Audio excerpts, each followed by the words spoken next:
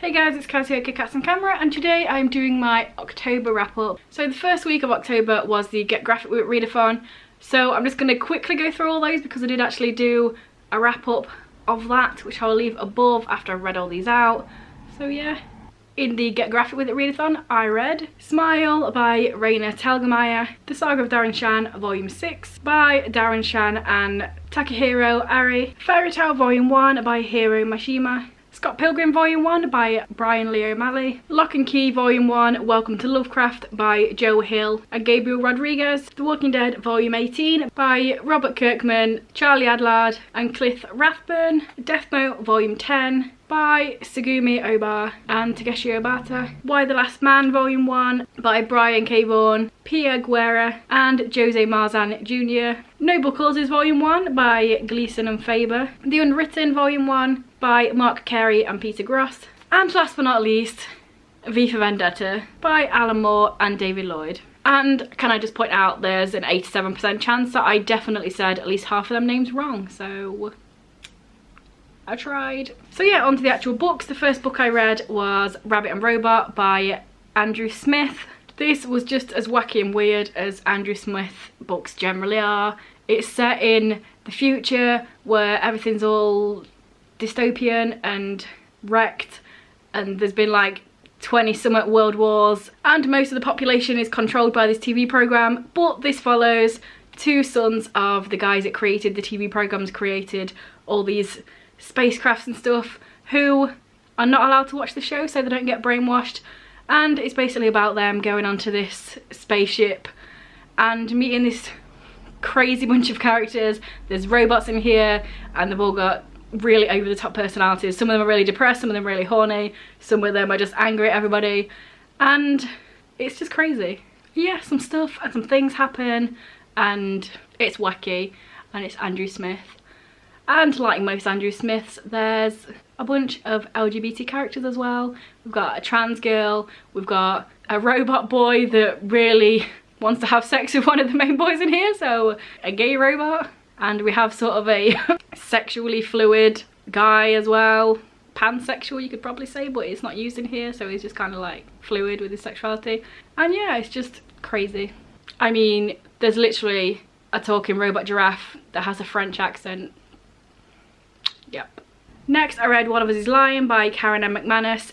This was a book that got the most votes when I did the What Popular Book Should I Read video, so I read it.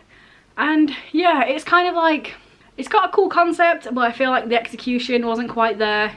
I quite enjoyed it, but also it felt like it was kind of like this on a level, rather than being exciting. It was just kind of like, well, I'm reading it. And then the end felt very 90s point horror. Now if people have read this and people have read 90s point horror, they know exactly what I mean by that. It just was a little bit like, really? This is written in the 2000s, why is that happening? But yeah, I mean, it was alright. I had to stay in an airport for 12 hours, so it gave me something to do. But yeah, if you like this concept but want to see it better executed, then I recommend the Netflix series Elite, which is Spanish, and you should definitely watch it with subtitles, because when I first put it on, the dub started, I was like, why is this on the dub? It should be on the subtitles, and then I should be allowed to change it to dub if I want it. But it's really cool. There's a girl that gets killed, and then throughout the whole season it's like, what happened back in there, what's happening now in the investigation. So yeah, if you like the concept but not the execution of this book, then check out the TV show Elite. Next up, I read a book that I don't even know if I'm allowed to say what it's called yet. I think she's mentioned it on Facebook, so it's probably been announced, but that is book 2 of the Constellations series by my sister. This is obviously As a Powers, the first one, and you know what, I've definitely seen her post it on the internet. So I read the second book, which is The Mage Lord's Legacy. So I did read this as it was coming out, chapter by chapter, but this was the first time I'd read it all in one go, and it's so good. So much stuff happens, new characters get introduced, and so much sarcasm and funny business, and just, I cried, I laughed. And you know what, I don't actually laugh literally out loud very often at books, but I did with that one, so you know. Obviously I can't tell you much about the second one, but the first one is a fantasy series. where all these people have really cool powers, and it follows Kitty, our main character, who is the archer, and she's like, well, as you guessed it, she's mega at shooting arrows and stuff.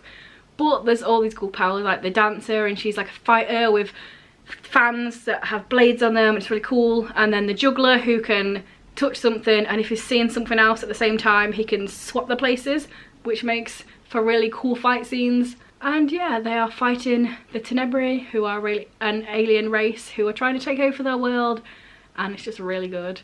And sarcasm, fighting scenes, tea, friend groups.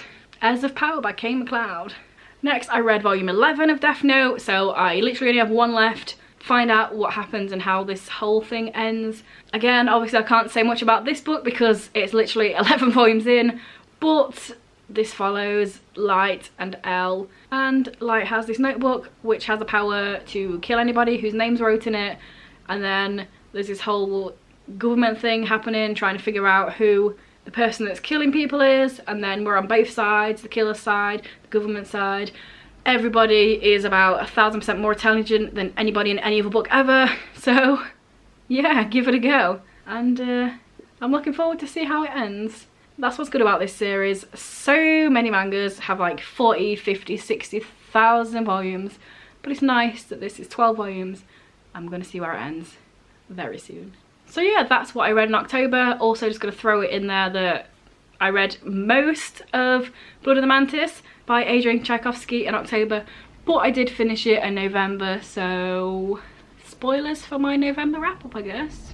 Just thought I'd throw it in there because I did read like 350 pages of this, which is like another book, so just saying. So yeah, that's everything I read in October. Tell me down below what you read, whether you participated in the Get Graphic readathon, whether you've read any of the books that I have, or whether you now want to. Let me know. If this is your first video by me, you enjoy it, then please check out some of my others. And if you continue to enjoy them, then please subscribe, that'd be awesome.